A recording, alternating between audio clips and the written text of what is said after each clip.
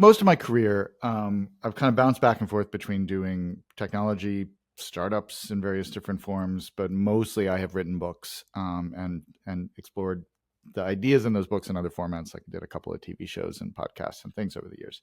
Um, but throughout that entire span, which is now 30 years, or more, actually, because I'm a very old person. Uh, I have always been interested in using software to help me with the writing and thinking and idea discovering and research process. That has just been a kind of consistent theme. And it has manifests itself in my work in some ways, in my writing in some ways, that I've written about the tools that I use in order to write the books that I write. And sometimes in those books, including in Where Good Ideas Come From, I talk about the tools that I was using to write the book that is about idea Hmm. formation. We get very Inception about it.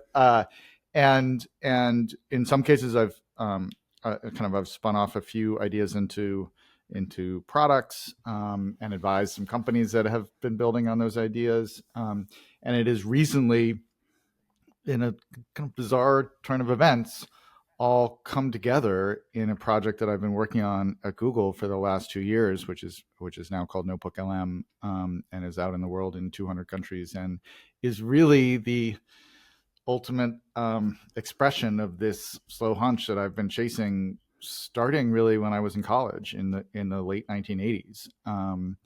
And so that's the arc that I've been on unwittingly all It, these years. it's one of my favorite ideas, or passages or sections from Where Good Ideas Come From, is where you talk about this idea of a commonplace book, Yeah.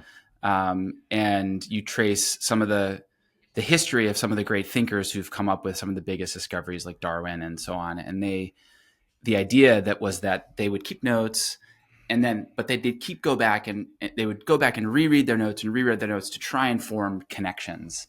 Yeah. And a couple hundred years ago, that was very hard and very manual. And even up until recently, like I have a stack of notebooks from the early 2000s, when pre-COVID, when we'd write things down.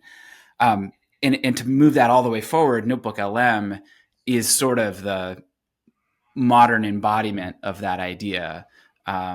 Maybe you could talk a little bit more about what NotebookLM is, and how you've been building it. Yeah. So, I mean, in a way, maybe we get into it a little in more detail, kind of in a sense, at the end of the story, because it makes more sense when you've heard the whole kind of line of it. But just quickly, so people know where we're going, it, it's an attempt to build a kind of a thinking and writing tool for thought, um, based on the documents and the notes and the reading that you were using for whatever project you're on, or your team is using, or the book you're trying to write, or the startup you're trying to do. Like, all these things involve lots of information, and trying to make sense of all that information and connect the dots between all that information and pull out insights or just remember things from all that information has historically been very challenging.